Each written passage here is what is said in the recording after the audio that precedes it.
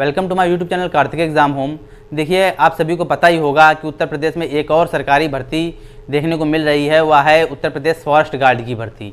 ठीक है ना। तो इस भर्ती में क्या है कि क्या प्रोसीजर है, किस प्रकार से आप फॉर्म भर सकते हैं, क्या सिलेक्शन प्रोसेस रहने वाला है, क्या आपका फिजिकल क्राइटेरिया रहेगा, किस प्रकार से मेडिकल होगा, आज हम लोग इस वीडियो में पूरी तरीके से जानेंगे। देखिए, अच्छी खासी वैकेंसी है, लगभग 2-3 साल के गैप में ये भर्ती आती है। पहली भर्ती 2015 में आई थी, इसके बाद 18 में आई, इसके बाद शायद 21 में आई थी, इस बार कहते हैं 2023 में आपको देखने को यह मिल रही है। तो इसके कहते हैं इसके जो इसका सिलेक्शन प्रोसेस होता है, ये मतलब एक तरीके से ये तो कॉमन है, लेकिन ये भर्ती आपको बहुत कम देखने को मिलती है। ठीक है ना। तो 700-800 पद, ये 500 पद, 400 पद, इसी प्रकार से भर्ती आती है। इस प्रकार ये इस बार जो है ये भर्ती कहते हैं अच्छे पदों पर आई है, लगभग 709 पदों पर यह भर्ती आई है। तो क्या सिलेक्शन प्रोसेस रहेगा, किस प्रकार से हम तैयारी करें, इस चैनल पर किस प्रकार से तैयारी कराई जाएगी, और इस पूरी भर्ती में क्या है, आपको किस प्रकार की ड्यूटी मिलेगी, कहाँ ड्यूटी मिलेगी, ठीक है, पूरा हम लोग इस वीडियो में जानेंगे। तो चलिए शुरू करते हैं। देखिए, आपकी जो भर्ती है उत्तर प्रदेश फॉरेस्ट गार्ड की, ये यूपी की भर्ती है। दूसरी बात ये है, यह ऑल इंडिया वैकेंसी है, मतलब कहने का मतलब निकली तो ये यूपी में है, आपको नौकरी भी उत्तर प्रदेश में ही करनी पड़ेगी, लेकिन ये कहते हैं ये फॉर्म जो है आप इंडिया में कहीं से भी हों, आप इस फॉर्म को भर सकते हैं। लेकिन हाँ, एक बात और है, अगर आप यूपी के नहीं है, अगर अदर स्टेट से बिलोंग करते हैं, तो आपको आरक्षण का लाभ नहीं मिलेगा, आपको जनरल कैटेगरी से ही इस फॉर्म को भरना होगा। ठीक है। तो अब चलिए शुरू करते हैं, इस भर्ती के बारे में क्या क्या है जानते हैं। देखिए, टोटल पोस्ट कितनी निकली हैं, 709 पोस्टें निकली हैं। एज लिमिट क्या रहेगी, किस साल से किस वर्ष तक के फॉर्म लोग डाल सकते हैं। 18 साल से 40 साल तक के कोई भी व्यक्ति हो, वो इस फॉर्म को भर सकता है। ओबीसी का जो कैंडिडेट है उसको 3 साल का रजिस्ट्रेशन मिलेगा, 3 साल का रजिस्ट्रेशन मिलेगा, मतलब वो 43 साल तक भी फॉर्म को भर सकता है। और अगर SC ST में आता है कोई, SC ST के जो कैंडिडेट होते हैं वो 5 साल तक का छूट ले सकते हैं। जो 45 साल तक का है वो भी इस फॉर्म को भर सकता है, अगर वो SC ST में आता है। बाकी जनरल और EWS के लिए कहते हैं 18 से 40 ही है। फीस कितनी है, फीस मात्र 25 रुपये रखी गई है। इस फीस की मात्र 25 रुपये है। चाहे आप किसी भी कैटेगरी से बिलोंग करते हो, आपको 25 रुपये कहते हैं पेड करके, क्या कहते हैं, इसकी वेबसाइट पर पेड करके आप इस फॉर्म को भर सकते हैं। दूसरा क्या है, क्वालिफिकेशन क्या होनी चाहिए, 12th पास आपको होना चाहिए, कम से कम 12th पास हो। अच्छा, बहुत से लोग ऐसे होते हैं जो 10th के बाद पॉलिटेक्निक कर लेते हैं, मतलब उनके पास 12th का सर्टिफिकेट नहीं होता है, वो 10th के बाद पॉलिटेक्निक कर लेते हैं, या फिर 10th के बाद ITI कर लेते हैं, या कोई डिप्लोमा ले लेते हैं, वो 12th नहीं करते हैं। तो उनके लिए भी ये है कि अगर आपने 10th के बाद आपने क्या कहते हैं, मतलब कि आपका इससे मतलब इसके समकक्ष में कुछ है, मतलब 10th के बाद आपने पॉलिटेक्निक कर रखा है या 10th के बाद में ITI कर रखा है, तो वो लोग भी इस फॉर्म को भर सकते हैं। सिंपल सी बात है, वो लोग अगर 12th आपके पास नहीं है, समकक्ष में है, तो वो लोग भी इस फॉर्म को भर सकते हैं। क्योंकि मेरे पास लगातार कमेंट आए थे कि सर मैंने 10th के बाद पॉलिटेक्निक किया है, तो क्या मैं इंटर लेवल का फॉर्म डाल सकता हूँ। बिल्कुल डाल सकते हैं आप, ठीक है ना, ऐसी कोई दिक्कत वाली बात नहीं है। तो यहाँ मैं साफ साफ लिख दे रहा हूँ, 12th पास आपको होनी चाहिए, 12th पास, समकक्ष भी है, ठीक है, समकक्ष भी।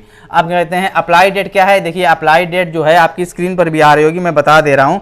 अप्लाई डेट जो है वह है आपकी 20/9, आपकी स्क्रीन पर भी लिखी होगी, 20/9/2023 से लेकर 10/10/2023 तक। ठीक है, इस इन तारीख के बीच में आप इस फॉर्म को डाल सकते हैं।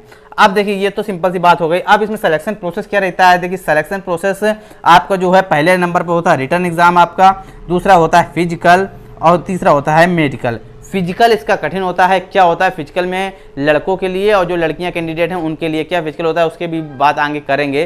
पहले आप रिटर्न के बारे में जान लीजिए। देखिए, रिटर्न में क्या आता है, रिटर्न एग्जाम को जो एग्जाम पैटर्न होता है वो 200 प्रश्न आते हैं, 200 क्वेश्चन आएंगे, 2.5 घंटा का समय आपको मिलेगा। 2.5 घंटा का समय मिलेगा, मतलब 150 मिनट का आपको समय मिलेगा, 150 मिनट का आपको समय मिलेगा। ठीक है, 150 मिनट का आपको समय मिलेगा। 200 क्वेश्चन आते हैं और 200 अंक के होते हैं, मतलब जो परीक्षा का पूर्णांक है वो भी आपका 200 नंबर का ही होगा, 200 नंबर का आपका परीक्षा पूर्णांक होगा। इसके बाद क्या है, निगेटिव मार्किंग कितने पर होगी, निगेटिव मार्किंग 1/4 पर होगी, मतलब 4 अगर आप गलत प्रश्न कर देते हैं तो आपको जो सही वाला एक प्रश्न है वो भी आपके कहते हैं कट जाएगा। तीसरा नंबर पर क्या है, तीसरा क्या है, इसके बाद क्या कहते हैं, ये निगेटिव मार्किंग होगी। अब सिलेबस क्या है ये जान लेते हैं। देखिए, 200 क्वेश्चन में इन 200 क्वेश्चन में क्या होगा कि 60 क्वेश्चन आपके GS के आएंगे, 80 क्वेश्चन हिंदी के आएंगे और 60 क्वेश्चन रीजनिंग के आएंगे। तो ये है आपका 60 60 120 और 80 ये हो गया, टोटल 200 प्रश्न हो गए। 200 प्रश्न ये हो गए। ये 200 प्रश्न का आपका कहते हैं परीक्षा का पूर्णांक होगा। 200 प्रश्न के आपका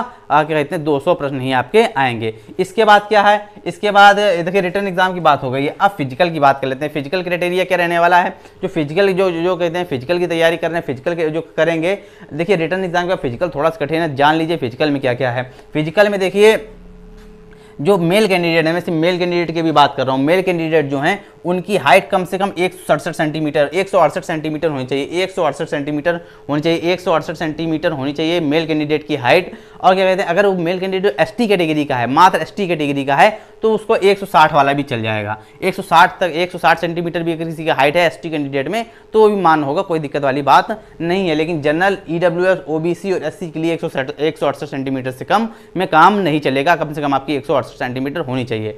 दूसरा कहते हैं चेस्ट की बात कर लेते हैं। अभी मेल कैंडिडेट की बात कर रहा हूं, फीमेल की मैं बात करूंगा।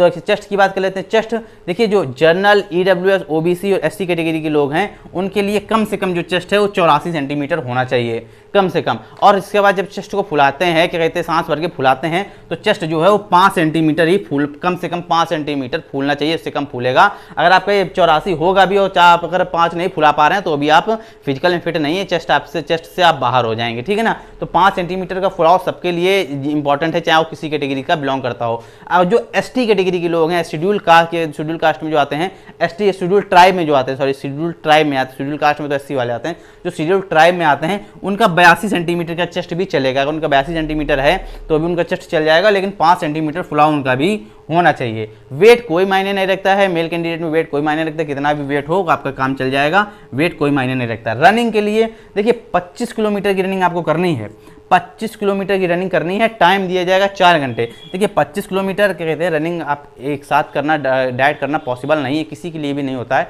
बहुत आप ट्रेनिंग हो, एक तरीके से रनर हो आप, ठीक है, एथलेटिक की तैयारी करते हो तो ही आप 25 किलोमीटर रनिंग कर सकते हैं। लेकिन नॉर्मली भी क्या कहते हैं 25 किलोमीटर की रनिंग कम समय में नहीं की जा सकती, लेकिन इस भर्ती में आपको 4 घंटे दिया गया है। मतलब आज नॉर्मली आप चलेंगे भी ना तो भी 4 घंटे में 25 किलोमीटर कंप्लीट हो जाएगा। थोड़ा बहुत अगर क्या कहते हैं जॉगिंग टाइप वॉकिंग टाइप आप करते हैं, ठीक है, तो भी आप क्या कहते हैं आपका 25 किलोमीटर की रनिंग आपकी कंप्लीट हो जाएगी। और एक तो और ये आपको रनिंग तो करनी है, साथ ही साथ 10 किलो वजन उठा के रनिंग करनी है। मतलब आपको 10 किलो का एक बैग होगा, उसको आपको कंधे पर टांगना होगा। इसके बाद आपको ये 25 किलोमीटर पूरे करने हैं 4 घंटे के अंदर। तो ये आपका फिजिकल क्राइटेरिया है। फिर देखिए फिजिकल जरूर थोड़ा सा कठिन है, इसीलिए भर्ती में बहुत से कम लोग सेलेक्ट हो पाते हैं। रिटर्न एग्जाम तो बहुतों को क्लियर हो जाता है, क्योंकि आपको पता है रिटर्न एग्जाम में सिलेबस इतना कोई कठिन नहीं है, नॉर्मल जीके है, हिंदी है, रीजनिंग है, इतना ही सिलेबस है। लेकिन इसीलिए रिटर्न तो एग्जाम क्लियर कर लेते हैं, मेरिट भी कम जाती है। लेकिन बहुत से ऐसे कैंडिडेट होते हैं फिजिकल से बाहर ही हो जाते हैं, मेडिकल तक पहुंच नहीं पाते, फिजिकल से बाहर हो जाते हैं। अब फीमेल की बात कर लेते हैं। फिजिकल क्राइटेरिया फीमेल के लिए क्या रहेगा, देखिए कम से कम फीमेल कैंडिडेट की जो हाइट है वो 152 सेंटीमीटर होनी चाहिए, जनरल ईडब्ल्यूएस ओबीसी और एससी कैटेगरी के महिलाओं के लिए। अगर वो शेड्यूल ट्राइब में आती है, एसटी कैटेगरी में कोई महिला आती है तो उसके लिए 147 सेंटीमीटर भी हाइट चल जाएगी। वो 147 सेंटीमीटर की भी अगर कोई महिला होंगी कैंडिडेट तो भी उनके लिए कोई दिक्कत नहीं है, अगर वो एसटी कैटेगरी से आती है। बाकी सभी सारी कैटेगरीज के लिए कम से कम हाइट 152 सेंटीमीटर होनी चाहिए, ठीक है। इसमें महिलाओं के लिए चेस्ट की कोई बात नहीं है, चेस्ट मतलब उसको वो नहीं है कोई। इसके बाद हाइट सॉरी वेट को लेकर महिलाओं में है, वेट कम से कम 48 केजी होना चाहिए। वेट 48 केजी क्या कहते हैं महिलाओं का कम से कम होना चाहिए। अगर 48 केजी 48 किलो से कोई महिला कम है तो कहते हैं इस क्राइटेरिया से बाहर है, इस क्राइटेरिया में नहीं आती हैं, फिजिकल उनका क्लियर नहीं होगा। रनिंग कितनी है, रनिंग महिलाओं को करनी है 14 किलोमीटर रनिंग करनी है 4 घंटे में।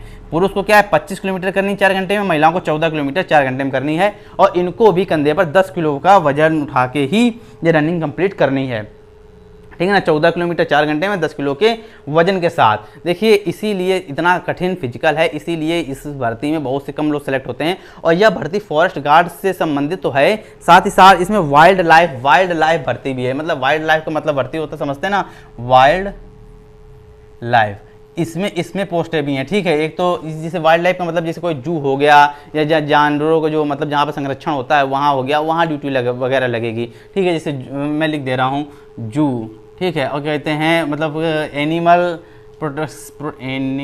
प्रोटेक्शन यहाँ पर होता है, जहाँ संरक्षण होता है जानवरों का, वहाँ पर भी आपकी ड्यूटी लगती है। मतलब एक तरीके से नॉर्मल ड्यूटी, आप इस भर्ती में सेलेक्ट होने के बाद आप अन्य एग्जाम की भी तैयारी कर सकते हैं, इसमें कोई इतना ज़्यादा काम नहीं होता है। इसके बाद अब देखिए फिजिकल की बात कर ली है, रिटर्न एग्जाम की बात हो गई, फिजिकल की बात होगी, मेडिकल की बात कर लेते हैं। देखिए मेडिकल में क्या है, मेडिकल में देखिए जैसा यूपी पुलिस का मेडिकल होता है उसी प्रकार से मेडिकल होता है। आंखों में चश्मा वगैरह नहीं लगा होना चाहिए। मतलब अगर आपको लगता है कि आप मेडिकली फिट नहीं है, आपका मतलब कोई प्रॉब्लम है आपके शरीर में, तो देखिए आप बाहर हो जाएंगे मेडिकल से, क्योंकि इसमें रनिंग ही इतनी है कि अगर किसी को कोई दिक्कत होगी तो फिजिकल ही क्लियर नहीं कर पाएगा, मेडिकल तक पहुंचेगा ही नहीं। ठीक है, तो जिन लोगों को लगता है कि हाँ इसमें भर्ती लेना अच्छी है, अच्छी पोस्ट है और इसमें मैं सिलेक्शन ले सकता हूँ, वही लोग इस फॉर्म को भरें।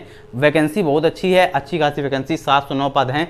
कम देखने को मिलते हैं इतने पद यूपी फॉरेस्ट गार्ड में, क्योंकि कभी 500 आते हैं, कभी 600 आते हैं, कभी 400 भी आते हैं। इस बार 700 आपको देखने को मिले हैं। तो यही था इस भर्ती का पूरा सिलेक्शन प्रोसेस। मैंने आपको बता दिया किस प्रकार से क्या कहते हैं सिलेक्शन प्रोसेस है यूपी फॉरेस्ट गार्ड का। अगर आपको इसमें फॉर्म डालना है तो अभी से अप्लाई कर दीजिए। क्या कहते हैं ये 20 तारीख से आपका अप्लाई होगा ना, 20/9 तक से अप्लाई होगा, 20/9 से आप अप्लाई कर दीजिएगा, वरना अगर वेबसाइट एक बार बिजी हो जाएगी तो फिर आपको क्या कहते हैं फॉर्म भरने में दिक्कत होगी। फिलहाल आज की वीडियो में इतना ही था। आपको सारी जानकारी समझ में आ गई होगी। फिर भी अगर कोई जानकारी आपको मिस रह गई है, नहीं समझ में आई है, या आपको कोई कंफ्यूजन है किसी सवाल को, किसी बात को लेकर, तो आप कमेंट सेक्शन में जरूर पूछ लीजिए। मैं कमेंट में उसका जवाब दे दूंगा। अगर मुझे लगेगा कि आपके सवाल के जवाब मुझे वीडियो बना के देना चाहिए तो मैं उसके लिए वीडियो भी अलग से बना दूंगा। फिलहाल आज की वीडियो में इतना ही। अगर वीडियो अच्छी लगी हो तो वीडियो को लाइक कीजिएगा, चैनल को सब्सक्राइब नहीं किया तो प्लीज़ सब्सक्राइब भी जरूर कर लीजिएगा।